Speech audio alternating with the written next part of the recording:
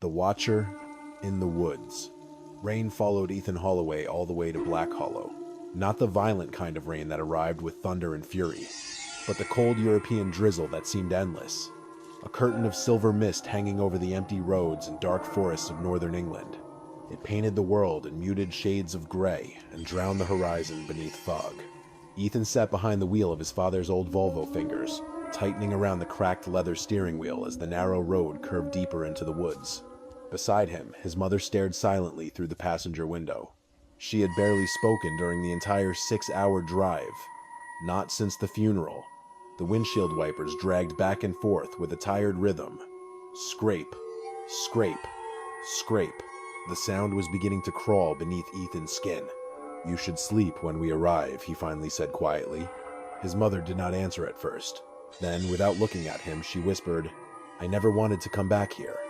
Her voice sounded distant, almost frightened. Ethan glanced toward her. Her pale face reflected faintly in the rain-covered glass. She looked older now, smaller somehow. His father had only been dead for 9 days. 9 days since they found his body floating beneath the cliffs near Black Hollow, or what remained of it. The police called it an accident, a fall during one of his episodes. But Ethan knew his father. Arthur Holloway had feared heights his entire life, and more than that, his father had feared these woods. The trees thickened around the road ahead. Towering black pines swayed slowly in the wind, like giants whispering secrets to one another. Then Ethan saw the sign emerge through the fog. "Welcome to Black Hollow." The paint was peeling. Something about the sign unsettled him instantly. It looked abandoned, forgotten, as if no one had touched it in decades. Their house stood at the far edge of town, a lonely 2-story home surrounded by wet grass and towering trees. A faint yellow porch light glowed against the rain, like the final candle in a dying church. Ethan killed the engine. Silence swallowed the world immediately. No traffic, no voices. Only rain tapping against metal and distant wind moving through the forest. His mother remained frozen in her seat. "We're here," Ethan said softly. Still, she did not move. Her eyes remained fixed ahead, toward the tree line behind the house. Ethan followed her gaze. The forest stood only 50 yards away, dark, endless, watching. A strange unease crept through his stomach. He opened the car door quickly, forcing himself to ignore the feeling. Cold air struck him immediately. The scent of pine and wet earth filled his lungs. For a moment, something strange happened. A memory. He was maybe 8 years old again, standing in this exact driveway, while his father unloaded suitcases from the trunk. The sound of laughter. The smell of cigarettes. The warmth of summer. And then, never go near the woods after dark. His father's voice. Sharp.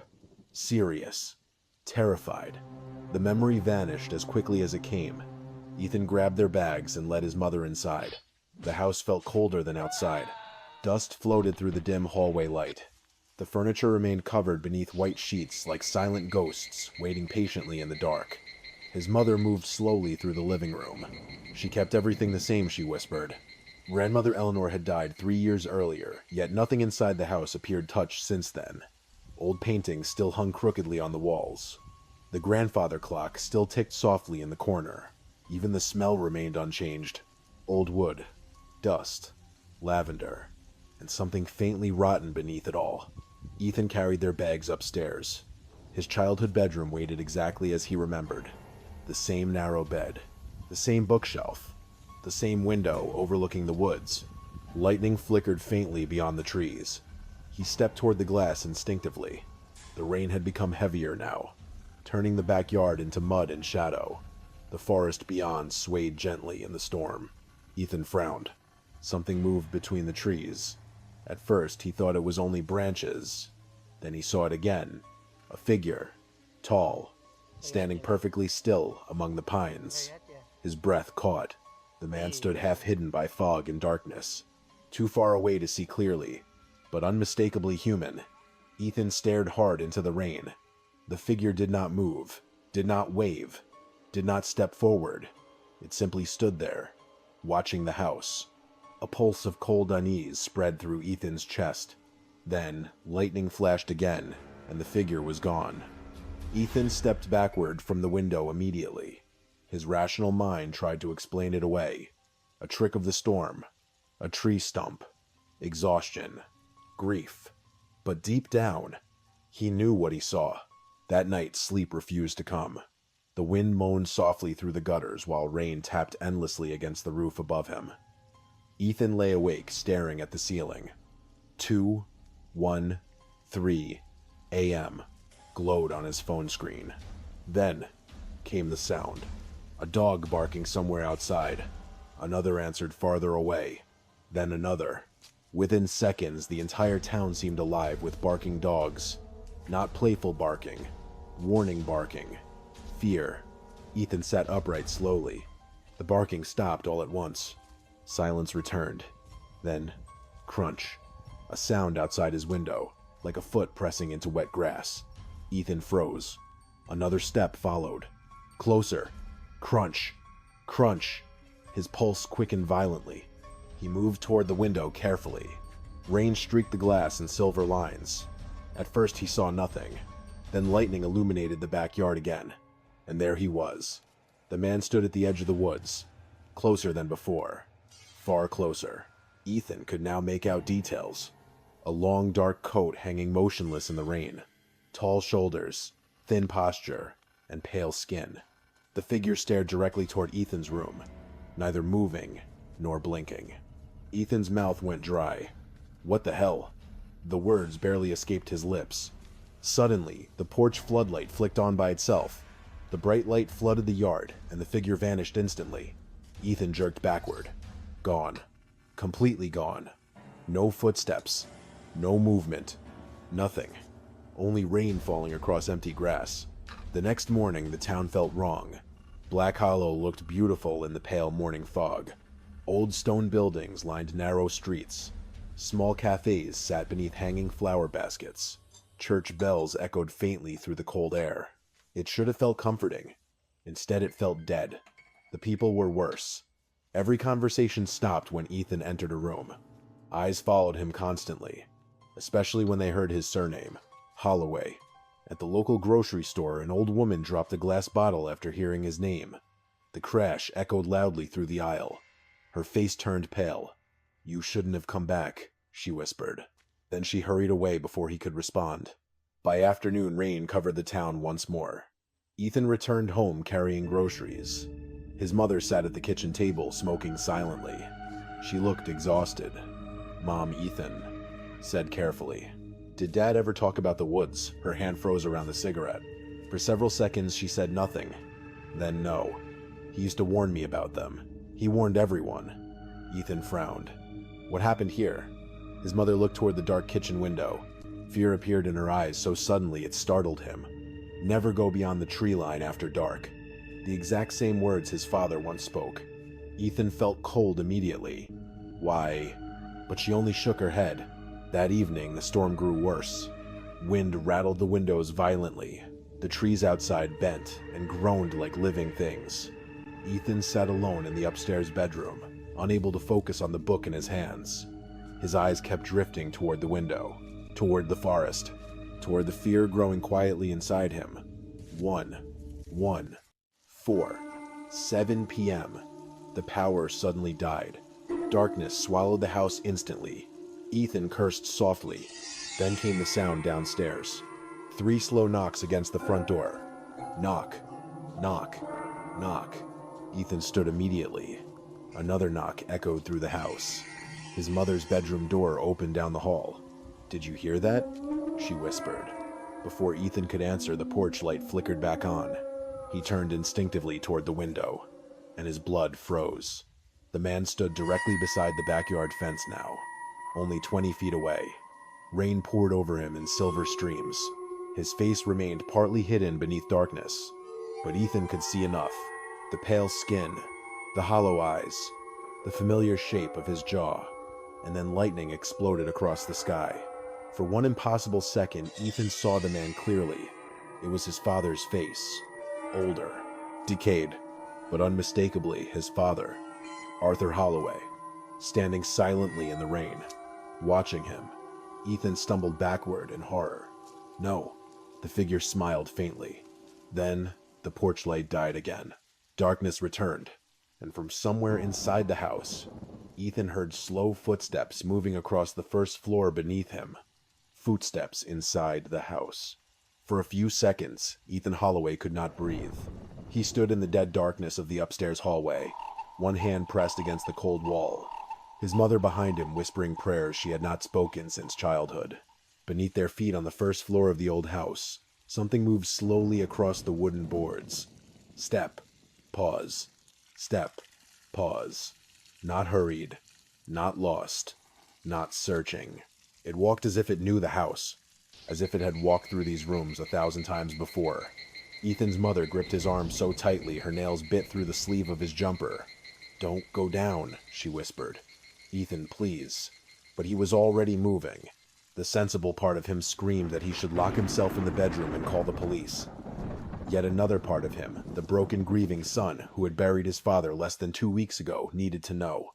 Because the face at the fence had been impossible. Arthur Holloway was dead. Ethan had stood beside the coffin.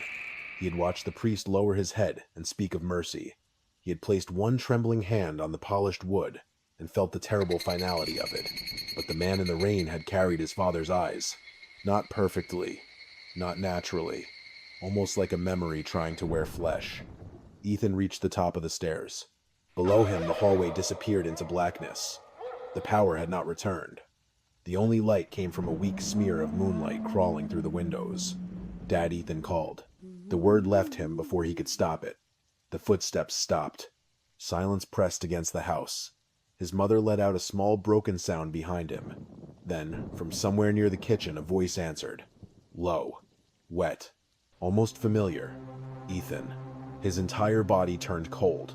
It was his father's voice. Or something close to it. Too close. The accent was right. The rhythm was right. But the warmth was missing. It sounded hollow, as if spoken through a long tunnel beneath the earth. Ethan took one step down. His mother grabbed his arm again. "That is not him," she said. He turned. Her face was pale with a terror older than grief. "You know something," Ethan whispered. "You've always known." Before she could answer, the kitchen door creaked below. Then came another sound. A soft, dragging noise. Like wet fabric being pulled across the floor. Ethan forced himself down 3 more steps. The air grew colder, with each movement so cold that his breath began to fog. At the bottom of the staircase, something stood in the darkness. Tall, motionless, facing him. Ethan could not see its face, but he could feel it looking up at him. Then the porch light outside flickered back on casting a thin blade of yellow through the front window. The hallway lit for half a second. The figure was gone. Only a trail of muddy water remained across the floorboards. Ethan rushed downstairs and switched on the torch from his phone. His mother followed slowly, shaking so badly she had to hold the banister. The muddy trail began at the back door. It crossed the kitchen, passed through the hallway, stopped at the foot of the stairs, then vanished. There were no footprints leading back outside. Ethan checked the back door. Locked. From the inside, his stomach tightened. The next morning, Black Hollow looked unchanged. Fog drifted over the stone roofs. Rainwater ran along the gutters. The church bell rang 7 times, somewhere beyond the village square. Life continued with the cruel calm of places that had learned to hide their dead. Ethan called the police. 2 officers arrived just after 9. They were polite, tired-looking men with waterproof jackets and expressions that hardened the moment Ethan said his surname, Holloway. They walked through the house. They photographed the muddy marks. They checked the locks. They searched the garden and the fence. Then they gave him the answer he knew they would give. "Could have been someone from town playing a sick joke," one officer said. "With my father's face?" Ethan asked. The officer looked away. The older one, Sergeant Miles, remained near the kitchen window staring toward the tree line. "Best keep the doors locked," he said quietly. "That's it." Miles turned to him. "For now." But there was something in his voice. Not dismissal. Warning. After the police left, Ethan found his mother in the sitting room.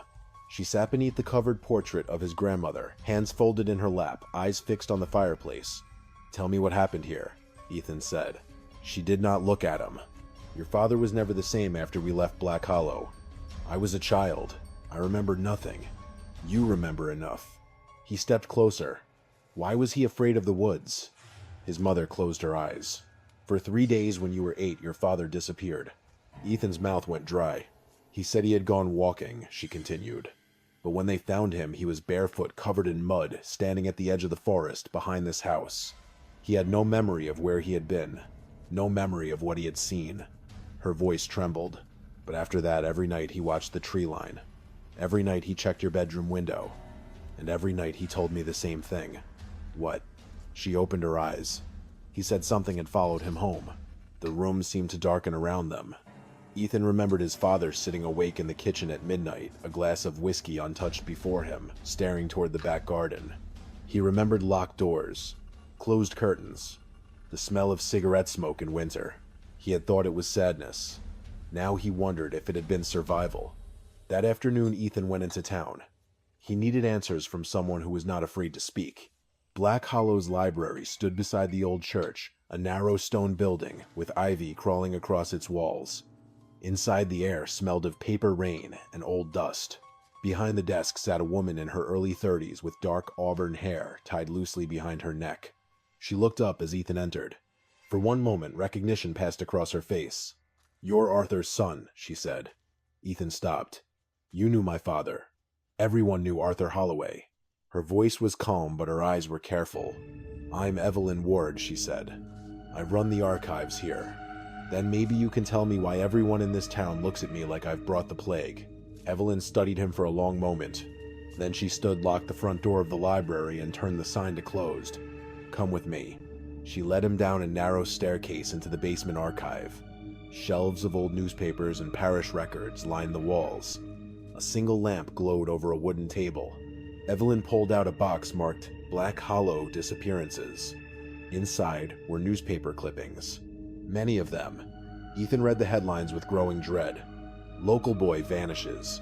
Near woods 1,987.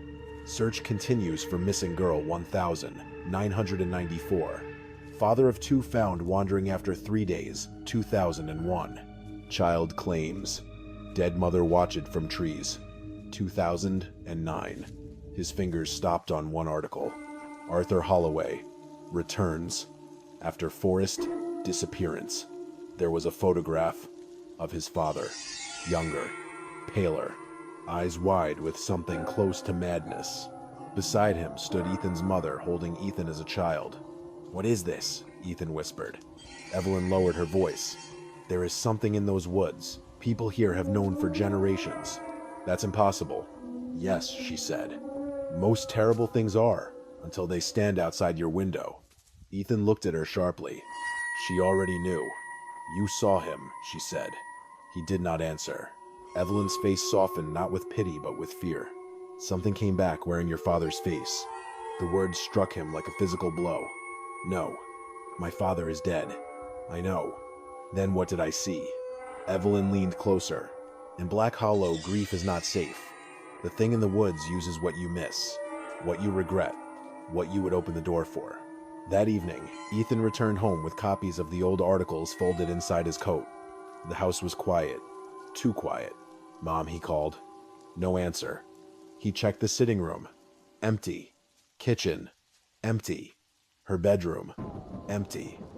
Then he saw the back door. Wide open. Rain blew softly into the hallway. A trail of muddy footprints led from the kitchen across the garden, toward the woods. Ethan ran outside. "Mom." His voice vanished into the rain. At the edge of the tree line, something pale hung from a low branch. His mother's scarf. He grabbed it with shaking hands. Beyond the first row of trees, the forest was completely dark. Then, from deep inside the woods, his mother's voice called Ethan. He stepped forward. Another voice followed. His father's. "Come home, son." Ethan backed away, trembling. His phone buzzed suddenly. A notification from the security camera app.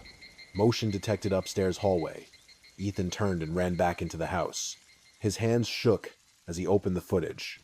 The video was grainy gray and silent. Timestamp 2:13 a.m. The upstairs hallway appeared empty. Then a shape emerged from the darkness. A man. Tall. Thin. Wearing Arthur Holloway's old coat. He walked slowly past Ethan's bedroom door. Then stopped. Turned. And looked directly into the camera. His father's dead face filled the screen, but the smile was not his. Ethan swiped through more clips. Another night. The man standing outside his mother's bedroom. Another. The man at the top of the stairs. Another. The man in the corner of Ethan's room while he slept. Always silent. Always watching. Always closer. The final clip loaded. Timestamp last night. Ethan lay asleep in bed. The room was dark. For nearly a minute, nothing moved. Then the wardrobe door opened slowly. Arthur Holloway stepped out. He crossed the room without sound and stood beside Ethan's bed. For hours, he did nothing. He simply stared down at his sleeping son. Then, just before dawn, he leaned close to Ethan's ear. The camera captured no sound, but Ethan could read his father's lips perfectly. "Tomorrow, you come to me." The thing in the woods. The rain did not stop for 3 days. Black Hollow disappeared beneath storms and fog, becoming less a town and more a fading memory, buried under wet earth and pine trees. The streets emptied. Curtains remained closed. Even the church bells had fallen silent, as though the village itself feared making noise after dark. Ethan Holloway had not slept. Every time he closed his eyes, he saw the footage again. His dead father standing beside the bed, watching him, waiting. "Tomorrow you come to me." The words replayed endlessly inside his mind. By the fourth night, exhaustion hollowed him out completely. His hands shook constantly. His eyes burned. Every shadow in the house seemed alive. And his mother was still gone.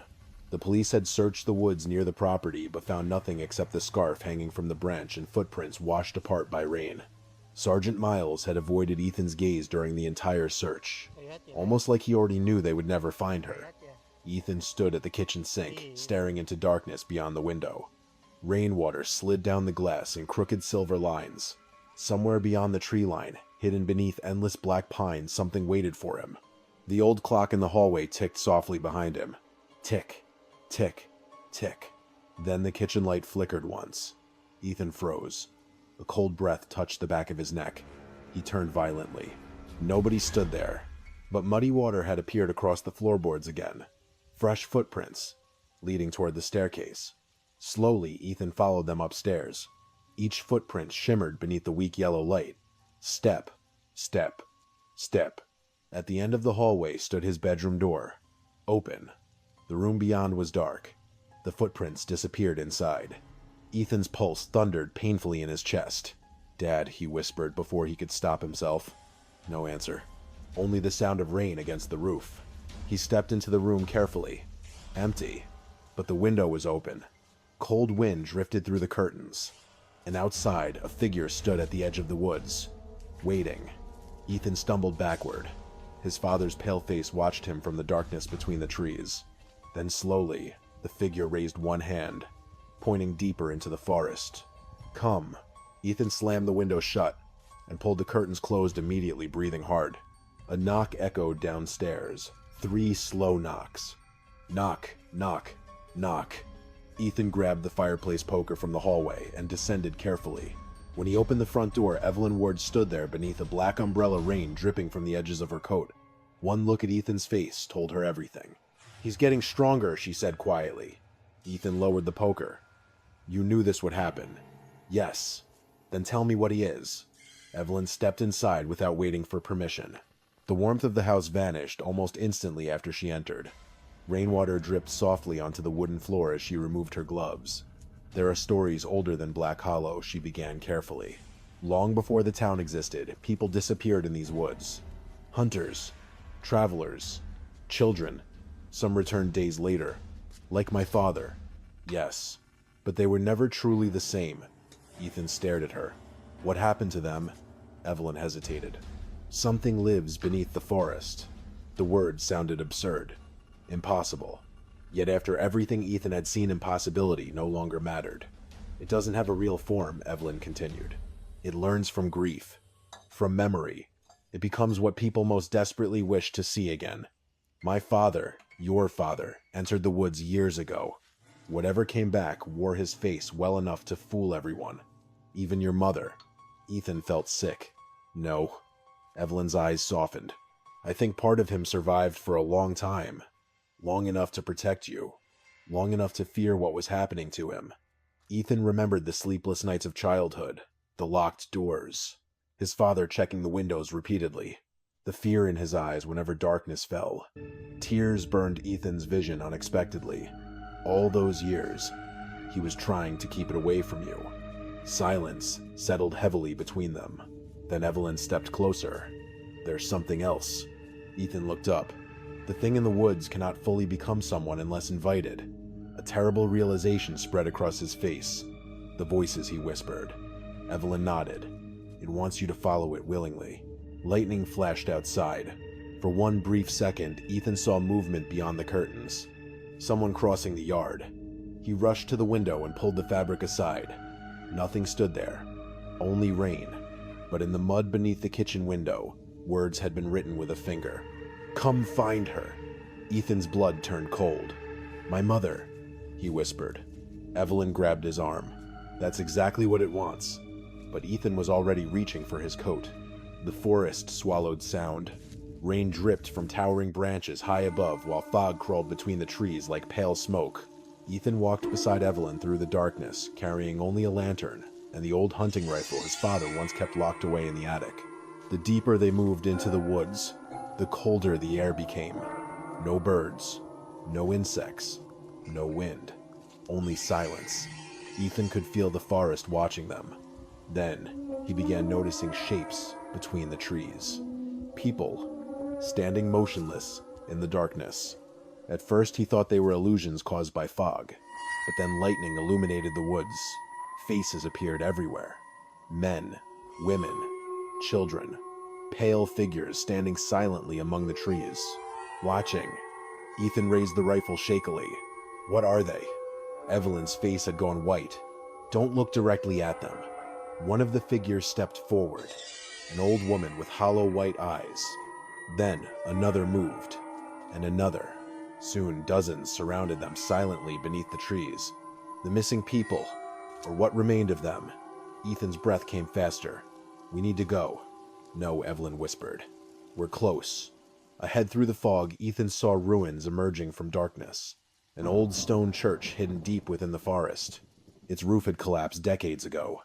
Ivy crawled across cracked walls. A crooked iron cross stood above the entrance. The closer they approached, the stronger the smell became. Rot, wet earth, something ancient and wrong. Inside the ruined church stood candles. Hundreds of them. Their flames flickered weakly in the darkness. And at the center of the room, his mother. She sat motionless in a wooden chair, wearing the same clothes from the night she vanished. Her eyes stared blankly ahead. Mom Ethan rushed toward her. Then something moved behind the altar. Arthur Holloway stepped into the candlelight, or the thing pretending to be him. Up close, the illusion broke apart. His skin looked wrong. Too pale. Too stretched over his face. His smile moved a second too slowly. But his eyes... God. They still looked like Ethan's father. The creature tilted its head slightly. "You came," it said softly. Ethan raised the rifle immediately. "Stay away from her." The creature smiled wider. "You still fear me. You're not him." "No," it admitted calmly. "But I carry him. His memories. His pain. His love for you." Ethan's hand shook violently. The thing stepped closer. "Arthur Holloway begged me to spare you." The words shattered something inside Ethan. "He fought me for years." Tears blurred Ethan's vision. "You're lying." The creature's expression changed almost sadly. "He loved you very much." For one terrible moment, Ethan heard his father's real voice beneath the monster's words. Weak, distant, trapped. Evelyn suddenly grabbed Ethan's arm. "Now." She threw a lantern against the ruined wall. Glass exploded. Fire erupted instantly across the dry wooden beams overhead. The church roared alive with flames. The creature screamed. Not like a man. Like dozens of voices shrieking together beneath the earth. The candlelight twisted violently as figures emerged from shadows all around them. The missing townspeople. Their white eyes glowing in the firelight. Ethan pulled his mother from the chair while Evelyn fired another lantern into the collapsing altar. Flames spread rapidly across the church ceiling. The creature lunged toward Ethan. For one horrifying second, its face shifted uncontrollably. Arthur. Then something ancient and inhuman beneath. Then Arthur again. "If I were his face," it screamed, "why am I not your father?" Ethan fired the rifle. The blast echoed through the church. The creature staggered backward into flames. And suddenly his father appeared clearly. Not the monster, the real Arthur. Burned, broken, crying. "Run, Ethan," he whispered. Then the fire consumed him completely. The church collapsed moments later. Ethan dragged his mother through the forest beside Evelyn, while flames spread through the trees behind them like waves of living gold. The screaming continued deep within the woods long after the church had fallen. And then, silence. Weeks later, Ethan stood at the train station beneath pale winter sunlight. Black Hollow disappeared behind him beneath fog and distant forest.